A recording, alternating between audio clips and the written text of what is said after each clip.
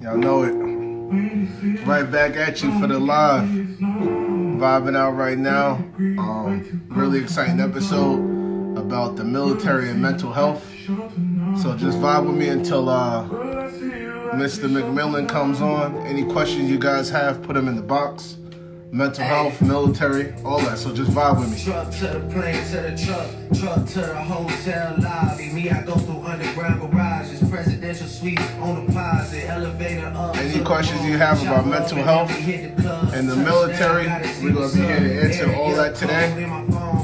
I see my guy just checked in. Who do I know from the past? Hit one, hit another one, it goes green.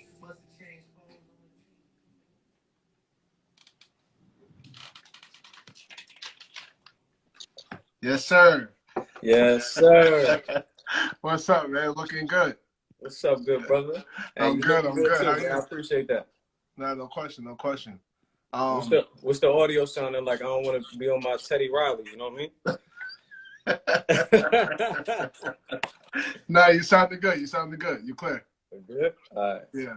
Perfect. So we got a lot to talk about. We're gonna talk about military, mental health, resilience, just a little bit of everything. I just saw the video, man, of the guy in Georgia who got killed. Yeah. Mispronounce his name. Is it Amadou? I feel like it's Amadou. It's a mod. I believe it's a mod Aubrey. Yeah. Okay, there we go. So yeah, man, rest in peace for real. That joint is crazy. Definitely crazy. So it's crazy time. It's crazy times we live in. For real. Before we get started, just want to let everyone know whatever questions you guys have, put them in the comment box, in the question box, I'm sorry, and we'll be able to kind of pull them in and answer them. But I'll let you start off with the introduction, then we'll just kind of take it from there. All right, too easy. Okay. Well, first of all, I want to say, give a rest in peace to the family of Ahmaud. It's a very tragic situation that went on. I honestly couldn't even watch the video, man. So let's give a rest in peace to the family. Also, I want to touch base with everyone. Hopefully, everyone's being sanitized and safe in the midst of this pandemic that we're having right now, that we're going through. But yeah, just a little bit about myself. My name is Lachey Maurice McMillan, and I am a financial solutions advisor with Bank of America and Merrill Lynch by profession. I am also in the United States Army Reserves, a son, a brother, a cousin, and ultimately a flawed individual, man. You know, trying to do better day by day. Yeah. Evolving, you know, it's all about progressing. It's all about evolving. Now, let's talk like school. You know, where you from? Where you go to college? That kind of history. For sure. So I'm from the what we like to call the 757. I'm from Hampton. I grew up in Hampton. Was born in Newport News. Graduated from Kickintown High School. Played a number of sports there, honor roll student, etc. Ended up going and finishing at Christopher Newport University, where I played football there as well. Had a great experience, and ended up graduating there with a communications degree, and a part of the greatest fraternity known to man. Yes, sir. Kappa Alpha Psi Fraternity Incorporated. Yeah, man. And so that's just a bit of the background where I come from, man. I have extended family that still lives there. Family lives in New York, Florida. So we're spread out. It really gives a better sense of different mindsets of individuals based on, where they come from. So it's a very good experience that I had coming up. Yeah, so the exposure of being, like you said, your family being spread out. Exactly. So you get exposed to different things. So right. I think when I think about your experience, being able to play football at the collegiate level, you know, being part of the military. These are two goals that a lot of people, especially like inner city, this is like, you know, the goal of all goals. Right. I guess just kind of talk to me about what that experience was like.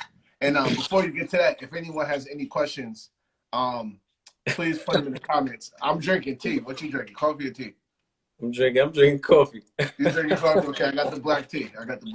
I'm just coming from my office, man. I've been talking all day, man. You know, Yeah. I gotta get my voice right. I ain't mad at you. So any questions you guys have, please put them in the comment box. All right, so yeah, about your I guess collegiate athlete, you know, Right. military, that experience. Yeah. So for sure. So I'll go into depth about that. But I do want to start out by saying to all my battle buddies that are in the military, whatever branch you're in, I am not by any means saying that, you know, I was in the front lines, you know, kicking in doors in Iraq, anything like that. That's not what I'm saying. I want to give a shout out to those, like my cousin Anthony, who was infantry, early 2000s, in the midst of everything, active duty. I want to give a shout out to the active duty soldiers, and give a shout out to the National Guardsmen, and everyone. So that's my experience. My experience in the military, on the military side, is one of a reserve capacity. Now, a lot of people don't even know what that means. You know what I'm saying? Fair enough. That's a great point. So what that means is that it's basically you're in the military. You can be called for duty. You can be called to go overseas to defend, you know, our country against the enemies.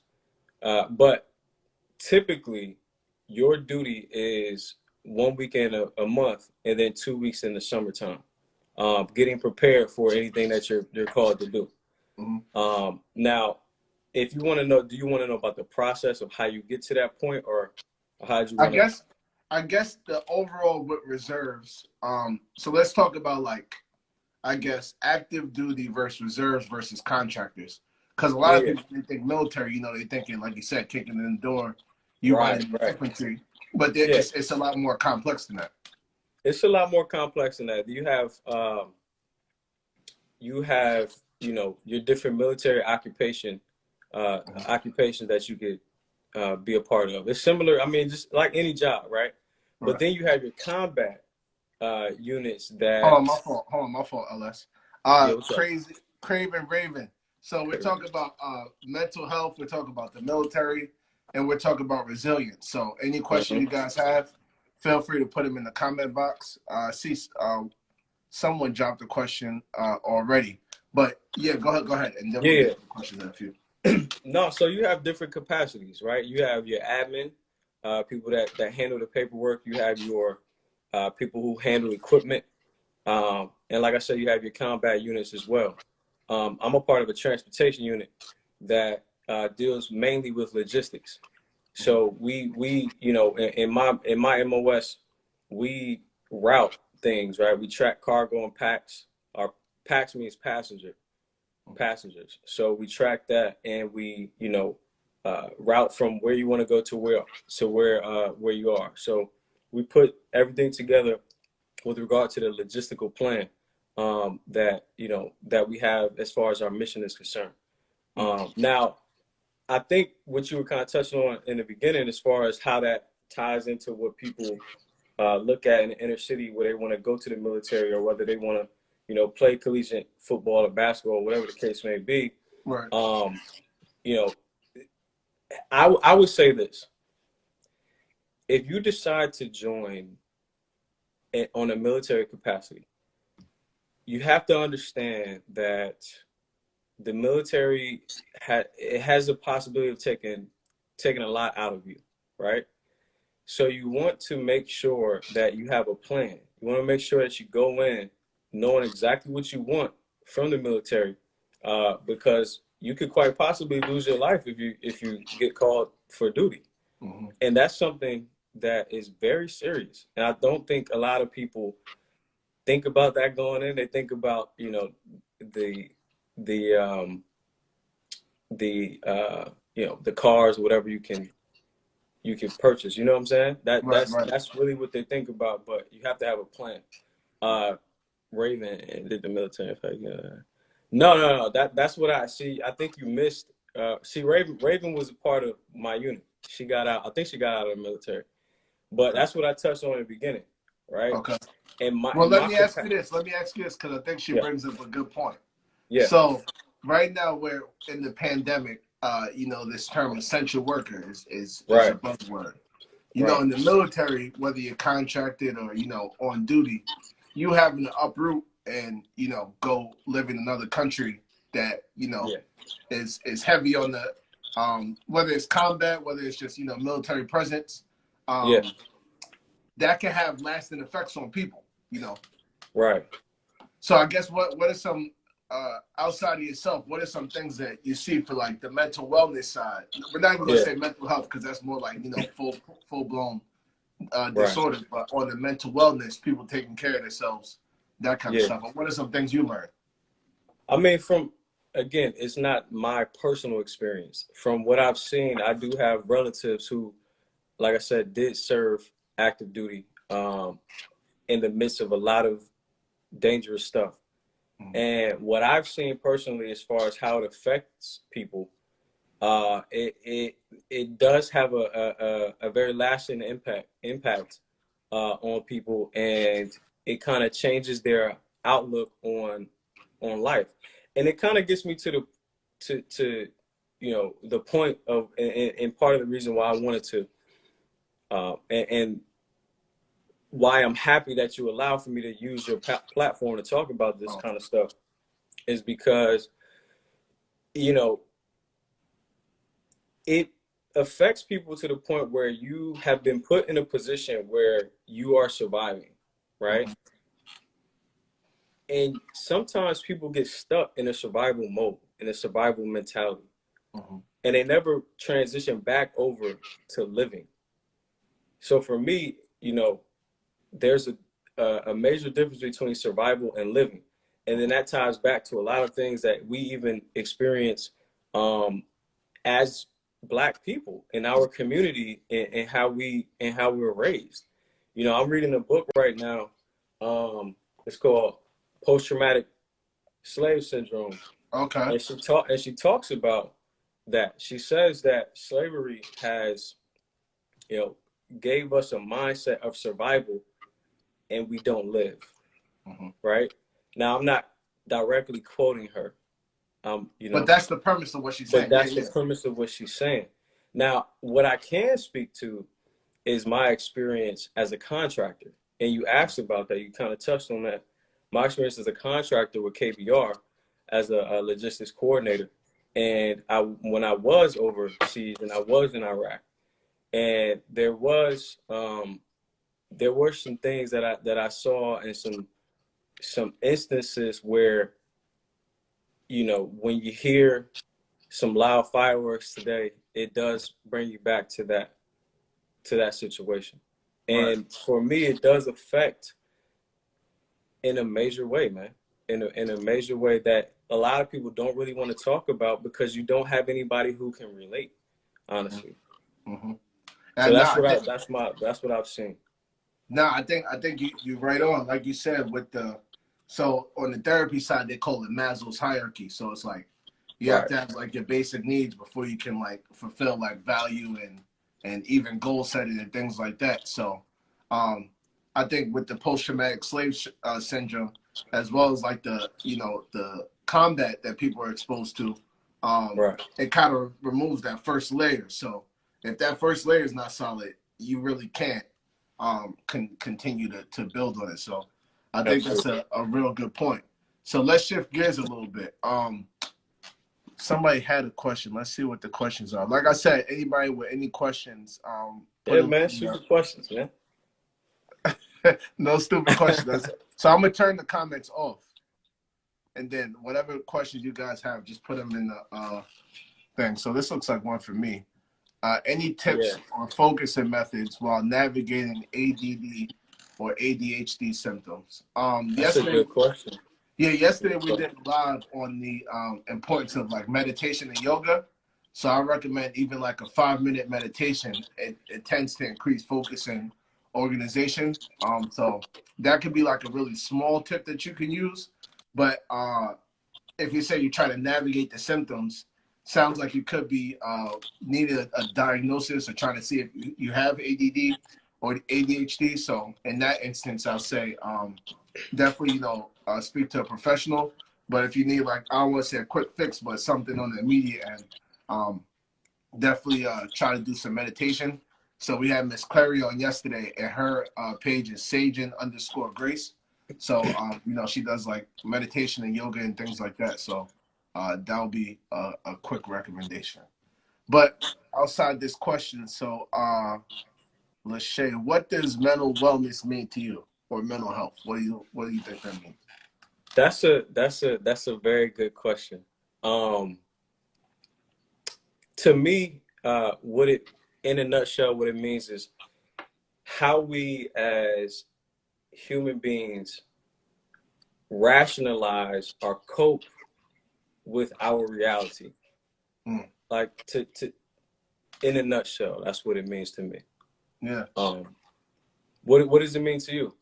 So I think like you said, cope is right on. So no matter what we do, whether it's positive or negative, we're coping with what we're dealing with. Some people are coping in more healthy ways, and then some people are coping in more unhealthy ways. I think mental wellness is finding a series of things, whatever that may be, whether that's gardening or working out or watching sports, whatever it is that brings you to a point that you can handle more stress, that you can deal with the stresses of day to day, that you can deal with major adjustments.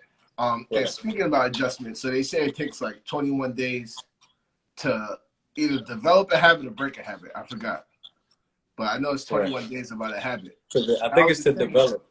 I think it's to develop a habit. All right. Yeah. So in quarantine, we're at like day 53, man. That's a fact. So I was thinking earlier, like a lot of people are gonna that adjustment coming back to what regular life is gonna be something. I just talking about that just now, it made me think of that point. But me and you always connect on the intellectual side. So what you think about that? To me, it's a new normal. I mean, and again, honestly, that now even that terminology is cliche. New normal. I think it's a new normal. Okay. What's that? No, my fault. I was just turning on the comments again. Oh, all right. Now, to me, I think it's a new normal. Okay. I mean, honestly, overall, though, I think a lot of people, man, I think it's an emotional thing, right? I think that initially when everything broke out and the term pandemic came about, I think it affected people in a very emotional way, and it spiked. And people were like, no, I'm not doing this. But now as the weather is breaking, and this could really speak to a deeper point within us as human beings, but as the weather is getting better, I honestly believe people are not really caring anymore. And that's kind of alarming to me. And here's why I say that. Like I said, what I touched on in the beginning when I introduced myself, I am a financial advisor, and I do work in the branch. And I'm in the branch now. I'm in my office. And when I pull up in the morning, I see people lined up. No masks on. They just out there. No gloves. They're just out here. They outside. You hear me? Yeah, they outside. And I'm like, man, it's just different. It's a different norm. But I do think overall, I was thinking because movies, right? I love to go to movies. I love to go to the movie theater. But how's that going to look now? How are people going to navigate that? We have Disney Plus, we have movies on That demand you now. develop the habit of using. Absolutely. Right. And so now, how does that look? How does us just regular socializing at a bar, how does that look now? You know what I'm saying? It's just really different, and it's very interesting to see how we're going to navigate that going forward. Yeah. Yeah, for sure. So also, I was reading about like how people are dealing with the pandemic, and so there's been a spike in people like cooking, like baking and stuff like that. Right. And then also reading, so like consuming books. I'm reading The Subtle Art of Not Giving a Fuck. It's an orange cover, but I just thought it was too loud, so I took the cover off. But it's a New York Times bestseller. It's pretty good, but I know you got something going on with a book club, right? Right. So let's take a step back for a second, because I think someone touched on a point that I knew was going to happen, because like I said, I don't want to be perpetrating up here to act like, I'm some infantry, a ranger, Navy SEAL guy, whatever the case may be. But I do want to touch on a story, right? Something that I went through. And I never talked about this publicly. I mean, you know about it. We talked offline about it. But I never talked about it publicly. But I think it's a time now where this story could help someone else that may be going through similar situations, right? That's what we're here for. Exactly. Especially in the backdrop of Ahmaud Arbery, who just passed away due to gun violence, right? I would say a hate crime, right? So I'll tell you a story. It's in 2005, and we went out, it was a young 19-year-old dude. College. In college, in the midst of transferring to another university. But at the time, I didn't drink. I didn't do any of that stuff. I didn't do nothing. All right. College football player is what I was. Long story short, I was robbed at gunpoint and I was shot. And I was laying there on the ground. My leg was broken. I still have, to this day, have the bullet in my leg. The ambulance went to the wrong location. So I was laying there for a while, bleeding out. And when the ambulance finally came, I'm riding in the ambulance, and I felt all of the pain go away. Right? And not to get spooky or nothing like that. Like a numbing kind of yeah. Yeah, like it just went all the way, and I started to feel sleepy. And the person who was in the ambulance with me started to shake me, and I woke up, and the pain came back. Right now, I rationalized that like I think I was slipping away. Right. So, anyways, I went to the hospital, all of that. The doctor recognized my name and my tattoos and said, "Wait a minute, aren't you? Hold on, didn't you play for Kickertown?" I'm like, "Yes, sir." He's like, "You don't got to worry about playing football anymore." Now, mind you, I had, and you're a doctor, a doctor of psychology.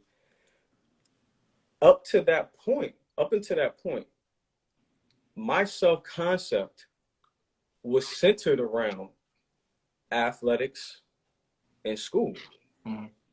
That's all you were going for. That's all. That's what I was going. That's what I knew. Right. And you worked hard to get to where you were at. Absolutely, and I worked hard. I worked hard for it. I was recognized for it, and it was all in a matter of seconds taken away. And it was very traumatic going through that. I had to lay in the bed, look at my Virginia High School League All-Star jersey hanging up on the wall, and in the back of my mind, remembering that the doctor said that I could never play again. Right? How was it dealing with that realization of your whole? I'm not even gonna call it a dream, because this is more than a dream. This is, you know, your self-value. You know, this is your immediate, your Right. future, and your past. How did Absolutely. you deal with that? That's a great question. And to be honest with you, I didn't handle it well to begin with. Um, I exhibited the signs and symptoms of someone who was going through PTSD, lashing out at people who were there um, to take care of me, right? Who honestly wanted to see me do well, but I was lashing out in anger. And unconsciously, I didn't know why until, you know, later on, but I was angry, right? At that time, it developed in me a lot of anxiety. And so, Anxiety with like the what if, or anxiety with like the pressure of what's now? anxiety of, it's a couple things. That's a great question. It's a couple things, right? So the what ifs and the what had have beens, Okay. had it not happened, Right. but also abandonment. Here's why. Here's why I say that. When I would, like I said, my self-concept was centered around this athlete, Right. this all-star, this all-district player, this whatever. And at the time, I mean, I was very popular, right? People were calling me and all that stuff. And after a while, all of that dried up. All of that dried up. So I started to develop. It affected me in a way where I started to develop some sense of abandonment issues. Because I felt like, hey, I'm doing all these great things, and then this one thing happens, and now nothing. Like, nobody's there, right? Yeah. But I wanted to take a step back and tell that story because I can imagine that there are a lot of people going through that right now. You might not have been shot, right? You might not, you might have seen someone go through something. Your parents might have been going through something. They probably could not meet your needs as a child. Whatever that was, you might be going through these things. But if I don't touch on that story, you might look at me as, oh, he's just a financial advisor. Oh, he's just a person in the reserves. He's not active duty. He never seen anything. You see what I'm saying? Right. But I wanted to touch on that to get back to your initial point about reading. One thing that got me through that situation was, number one, I had to go through therapy. Okay. Right? Yeah. I had to go through therapy for sure. But secondly, it was reading. Expanding your mind. Expanding my mindset, because I've always been a good student, but at that point, I had the realization of like, hey, I might not be able to play anymore. I might not be able to play anymore for real, in a real way. So I needed to figure out how to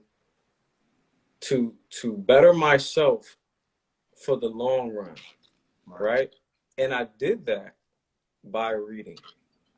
I took my mind off of what was going on in the present by reading, by taking my mind into the story, by taking my mind into the history, by doing these things that better and sharpened that sword, right? I had a six-pack, but I was building that six-pack in my mind. You know what I mean? There's such a disconnect. I was going to say, there's such a disconnect with reading in our culture, like just as especially Black men. Absolutely. And like you said, it's the only thing that exercises your mind, as if like a sit up will exercise your stomach. But even your ability to pivot from, hey, you know, I'm in college, but I'm here to really, you know, football's really my thing. I got college as a backup. And to pivot to where you are is a great deal of resilience. So like resilience is this ambiguous, unknown, gray factor that allows some people to overcome adversities, but then some people don't overcome them. Like, Right. the story of, being shot and robbed and, sustaining severe injury, a lot of times that turns into like, prescription addiction, right? Right. It turns into, fuck the world, what's the Yeah. point of doing it? But for you to pivot, is a great deal of resilience for sure. Right. No, that's a good point. And you know, to be honest with you, man, that's you made a couple points there, right? Number one, the disconnect between reading and our culture. Right. And that's what I'm attempting to do with part of the in crowd and the part of the book club that I'm establishing Okay. for Black men. Okay. And the reason why, like, ultimately, I want to make intelligence cool. Because in our culture, we don't do anything unless it's cool. Right. Right. So like somebody like you, I told you this before, you're off the record, right? But you're cool as hell. Right. And so when young people look at you, right, and you might have a Gucci slippers on, you know what I'm saying? You might have a Gucci, you know how we do. But that's not it. It's the deeper meaning. So that might be the bait, right? If we're fishing, they say that, they even said it in the Bible, right? If you're fishing, that's the bait. But when you bring them in, they see, oh wow. And I'm gonna tell you something. That's one thing that blew my mind after all of it being shot and all that stuff. I had someone that I met. He's now one of my mentors. At one point, he was the youngest principal for high schools in the state of Virginia. And he studied abroad at Oxford, all that stuff. But when I first met him, I was at a bar, right? And he was talking like we talk off the record. Right. Right? So I'm like, and flying. And I found out that he studied abroad at Oxford. He was top of the class. He was doing this and doing that. And I'm like, you mean to tell me I could be myself and still do this? Right. I had no idea. And I don't think, go ahead. Not to cut you off, my fault. Yeah, that's a great point, because a lot of us think that if you get into this lane of being a professional, you got to be totally square, you know what I'm saying, 4 left turns. Right. You can't have no swag to it.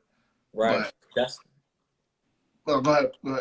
No, that's a good point, and that's a part of what I want to do, right? And I want to help have you help me out with that as well. Have everyone that ends up looking at this video, and can relate, right? Can relate to a struggle and to being resilient and overcoming. Everybody that can relate to that, I think it's our duty to inspire, to aspire, right? Because that's what happened with me. I could very well have made the left turn, right? Very well, very based on the people that I had in my life, I made the right turn, right? Because it's a lot to it. But your point about resiliency, and I hopefully I'm not long-winded or nothing like that. No, you're good. Listen, this is what it's about. It's about us talking. I want to get to a question too, though. Yeah, for sure. What's the question?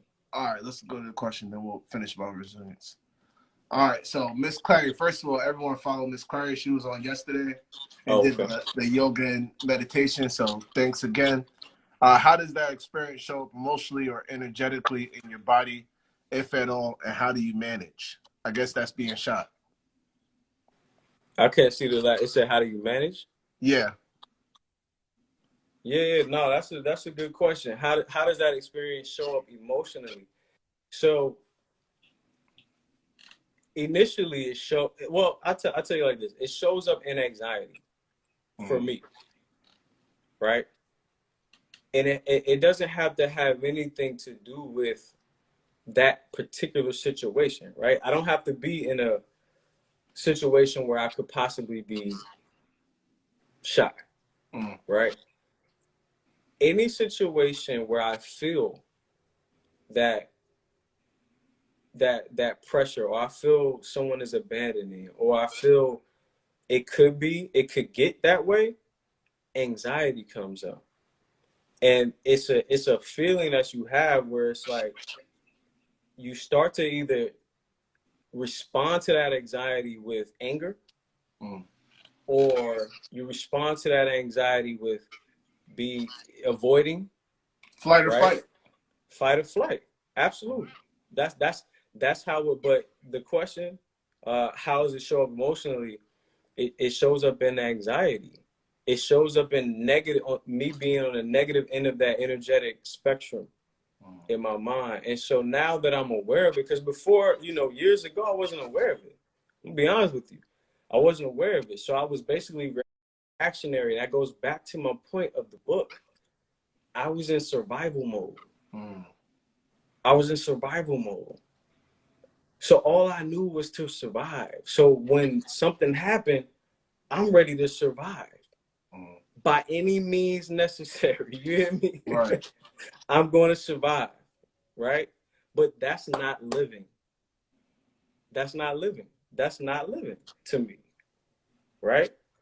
So how do you manage that? To me, it could be, I have not done yoga, and maybe I need to touch base Listen, with clarity. I ain't gonna hold you. We did Yeah. the 5-minute demonstration yesterday for the What? mindfulness. It was good. What she was doing, a downward dog, bro? Nah. We didn't do the yoga. So listen, we did the 5-minute. It was like a breathing meditation. It was really good though. And I think that yesterday she talked about how meditation don't mean, you gotta be sitting down looking like the Buddha. It could be, you listening to the music and you just kind of being intentional with where your mind's going. Yeah, that's that part right there is how I manage. I might manage by deep breathing. I've actually was doing a meditation. Actually, part. Yeah. Part of I couldn't get with day. Buddy. Buddy was. Yeah. so, but I continue to do that, right? So, part of my what I've developed as a habit to handle that was to read, right? I touched base on that a little bit earlier. So what I do is I'm reading 2 books at one time. And that's the book that I just showed, The Post-Traumatic Slave Syndrome, right? By Dr. Joy. I actually met her too, by the way. And then another book that y'all probably heard of, because Nipsey Hussle, rest in peace. Was that the law of what? The way of man? the superior man, yeah. Okay. So what I do is I read a chapter from each book each night, right? When I start to feel that that anxiety build up, because it's a feeling, you can feel it, right? Once I feel that, I might play some energetic music, right? I might play the Babyface and Teddy Riley mix on iTunes. Right, get your vibes going. Because it puts you in a different mindset. It changes your energy. You know what I'm saying? I believe in energy. I don't know about anybody else, but I do. And it changes that up, and so that's how I manage. Okay. All right, great. Answer. Question. You brought up something about reading. I feel like so when they talk self-care, they talk like physical, emotional, but there's also a mental aspect of self-care. So like reading helps strengthen your mind outside of your work requirements or your school things like that. But reading could be such a beneficial stress relief. So we got another question too. So like we said, guys, just whatever question you have, throw them out there. Throw them out there. All right, this from Big Rome. Big Rome. Black men find it hard to appreciate a picture unless we're in it. I found my love for reading by reading things. I can't read the rest of the question though. Hold on. How you do that? By reading things that show us in a positive image. Yeah, I think that's really important. Exposure. So like you were saying, the principal who was relatable, made you realize that, hey, this is something I could do and not be like a complete sellout. Absolutely. And that's a great point, Jerome. Like that's how again, when I said it, you know, I began to cope with what I was going through by reading. That's where I began. I began by having an appreciation for us as a people, right? So what does that look like? You know, you know, it sounds cliche now, but reading Message to the Black Man, right? Going down that rabbit hole, reading more on us as a culture, right? Having an understanding.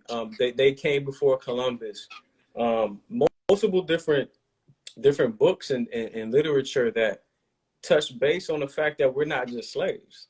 You know what I'm saying? Because if you were to think that we came and we began at just slavery, then where we are now is amazing.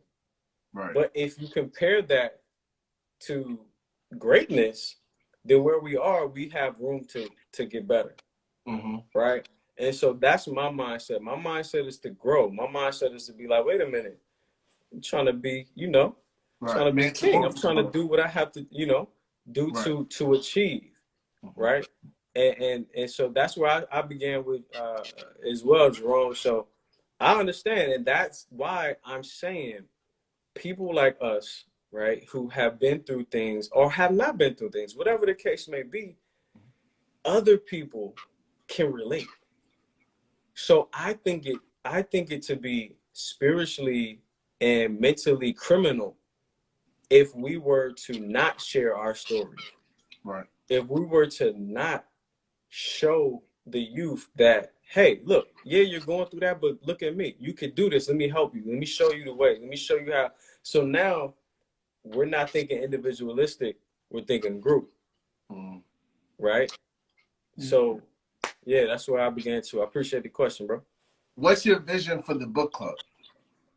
So my vision for the book club, and again, man, it kind of was put on pause because of everything that's happening, as well as the in crowd. But my vision for it, in a nutshell, is to have intelligence be cool.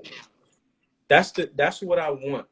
I don't want it to be us just sitting around in a house or whatever and just talking about the book only. Right? Let's make it fun. Let's pick interesting subjects. Yeah, we do discuss the topics. Yeah, we do bring authors in, and we discuss the topics. But let's go have a cigar. Let's discuss it over, you know, whiskey or whatever. You know, let's do it. Let's make it fun. Let's make it cool. You know how I do. I'm a Calvin or something. So why not?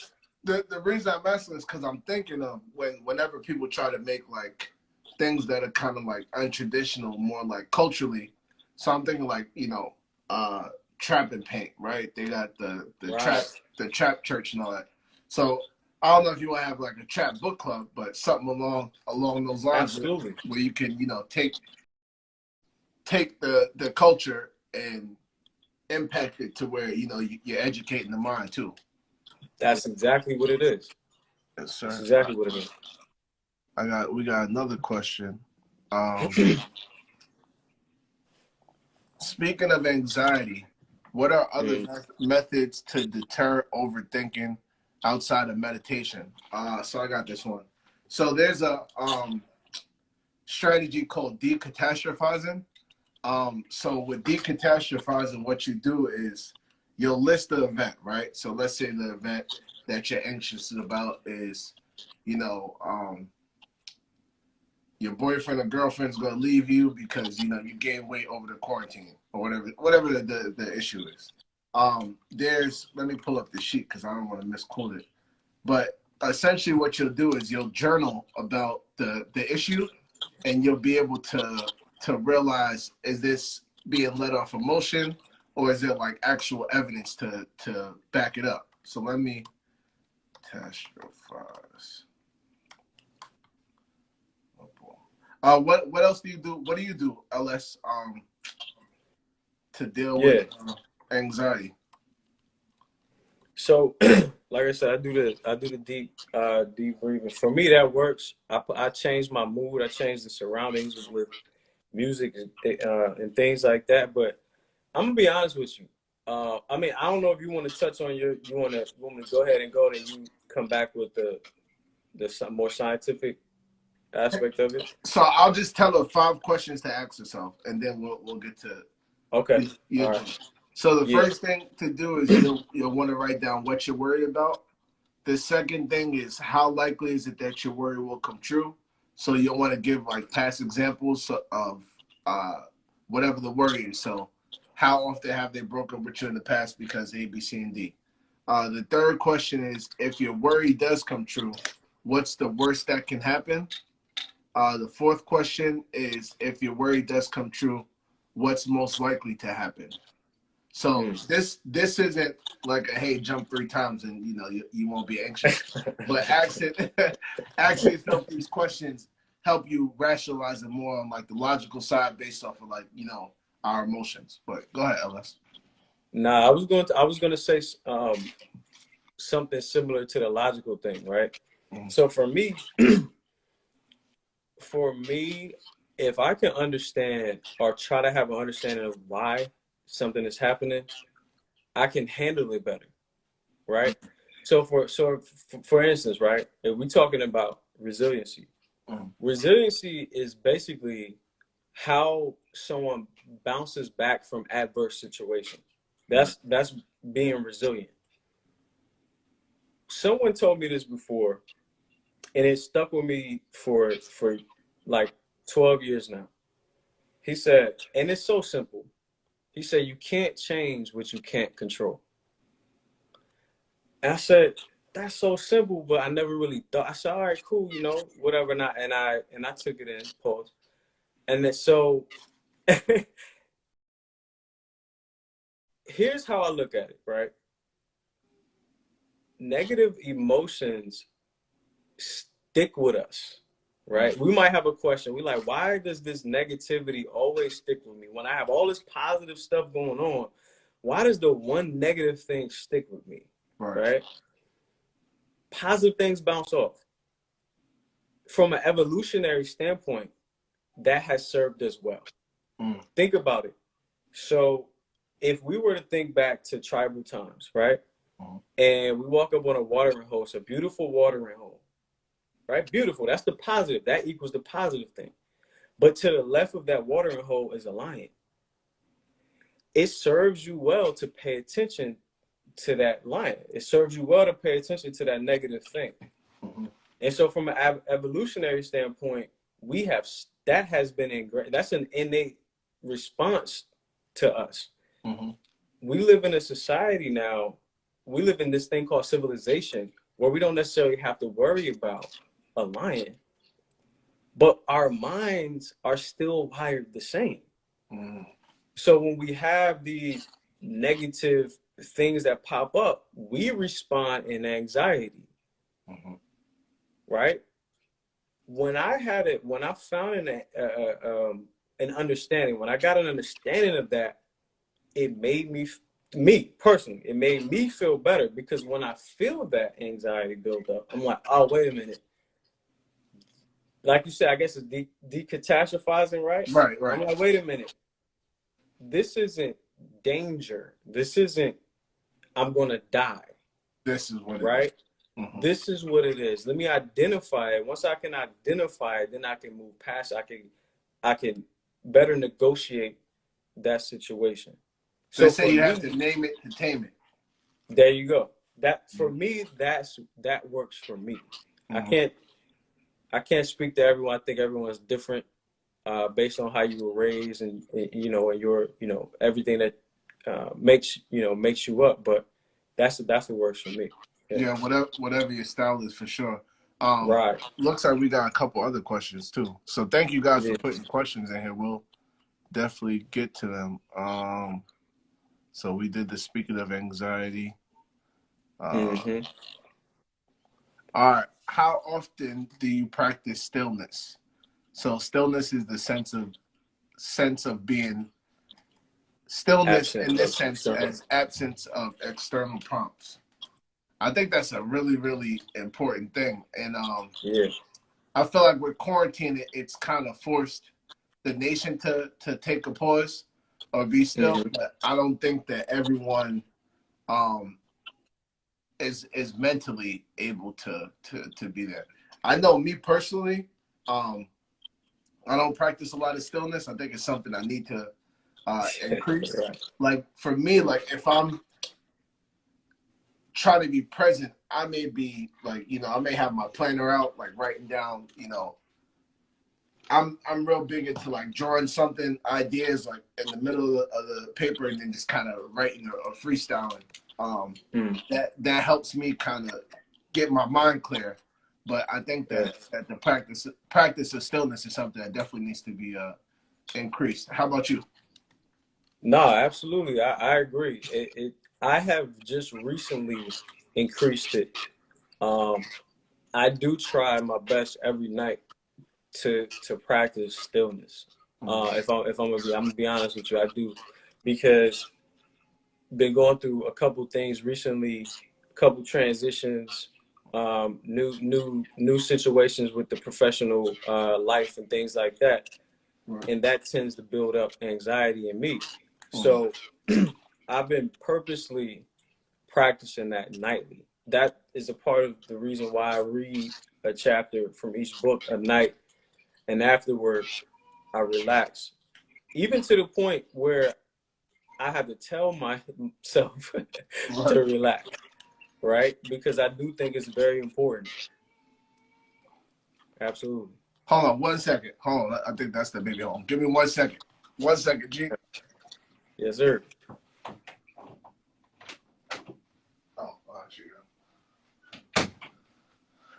Thought I heard my little man going off. He good though.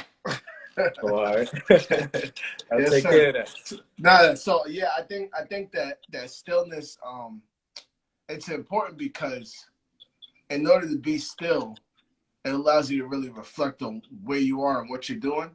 And I think that a lot of us get in the habit of move, accomplish, but Right. you have to be still to strategize, I feel like. Absolutely.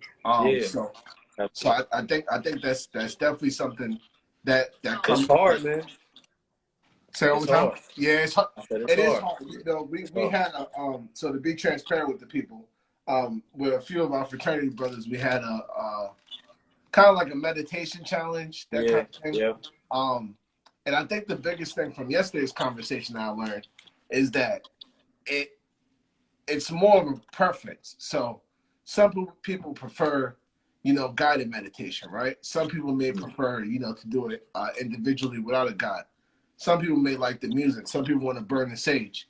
I think whatever is important for you. But I think over this quarantine, I'm realizing how much your environment plays into your emotion. So like whether that's like music or cleanliness or whatever it is. Like somebody was asking about how you deal with anxiety. Like me personally, like if I feel anxious, like if my space is clean, it helps me manage. Right. That. Yeah, me too. But like if I'm already feeling it, like my space isn't like organized and neat, it just kind of builds up and it intensifies. Same thing. Yeah. Same thing. They say cleanliness is the closest thing to godliness. Godliness. Yeah. So maybe that's got something to do with that. So it looks like we got about 5 more minutes. If anyone has any questions about mental health, resilience, the military, we're definitely here to answer those. But while we're doing that, let's talk about the in crowd and what your goal is and where the people can what you see happening. Yes, sir. So the in crowd, man, is a platform that I am putting together that brings the event goer to the event, right? But it's not necessarily simple. What is it? The Eventbrite, Right. or whatever the case may be. Yeah, it's more interactive. Again, that has had to be shelved for right now. You turn your camera around too. I know I was picked. I'm like somebody's old ass uncle. I did it. Nah, so that's that. Right now, that had to be shelved. But what I'm doing right now is putting together. I think what's really important, especially times like this where we have time and we've we have an understanding of that we do have more time than what we thought, is putting together the book club. I think the book club is really what's most important. It makes a lot of sense right now for us to be able to get to a point where intelligence is cool, Right. and not because me personally, I believe there's a difference between education and intelligence. Oh yeah. Right. So you can focus on education, but education implies indoctrination. Education implies socialization, right? There's certain things in school. I heard recently, maybe a couple years ago, whatever, they were teaching that Africans migrate to America, Okay. right? But that's education. Right. And We're being Christopher Columbus educated. found America, that kind of stuff. Absolutely. Right. See, intelligence is something different, and I think that that's a very important thing. Whether it comes to culture, finance, anything, because we look at each other as individuals. We don't look at each other as a group. Right. So something can happen where brother Ahmaud Arbery is shot down, and we don't even identify. So I heard something from a brother named Nuri Muhammad. I'm not sure if you heard of him or not, but Nuri Muhammad is a part of the Nation of Islam. But he said if you look at the word brother, inside of the word brother is other. Therefore, your brother is your other self. And I said, damn, like, he got on his God body. Yeah, he got on this thing. Yeah, I said, all right. Now we can parse that. Right. Tips for building mental and emotional. Well, let me ask you this, hold on, before we get to that. So, if you guys think the book club is a good idea, throw some hearts in the comments. I'm thinking, man, even during the quarantine, if we could get some subscribers, whatever the case is, some emails, and just host a Zoom about, specific books, I think that's a great idea. So if you guys think the book club, especially for African American males, is a good idea, throw some hearts in the comments. I just threw some because I think it's a great idea. And green is for Mental Health Awareness Month. So if we could also, if you want to be a part of it, you can email us at the incrowdglobal@gmail.com. Okay, put it up there and I can pin it. But yeah, if you just get some flyers together, man, I can post it through my thing, and we could definitely collab. So with the in crowd, well, let me just let them know about some stuff I got going on. So with the lives, guys, I'll be recording these and put them on my YouTube. So if there's somebody that you want to see it, you can share it to them, share it with them. My YouTube is Dr. Norton Therapy, same as on here. So I put it on IGTV. I also go ahead and put it on YouTube. So subscribe, like, all that good stuff. Pin comment. I'm gonna pin your comment. And we got like a minute left, so you can let them know where to find you and your socials and all that. Yeah, man. So One Classic Man, the #1 classic man at Instagram. Lachey Maurice on the Facebook.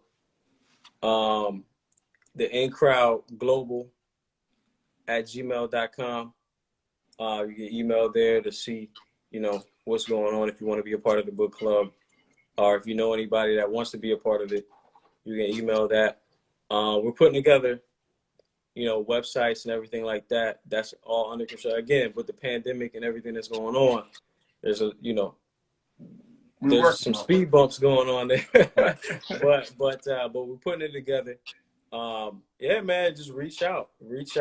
If you know anyone that's going through similar situations, if you just joining the live and you missed some of the story, go back, look at it, and if you have anybody that can relate, man, it could be you, it could be your son, or it could be your cousin or whatever.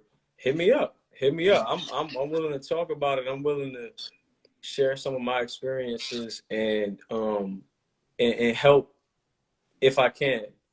And if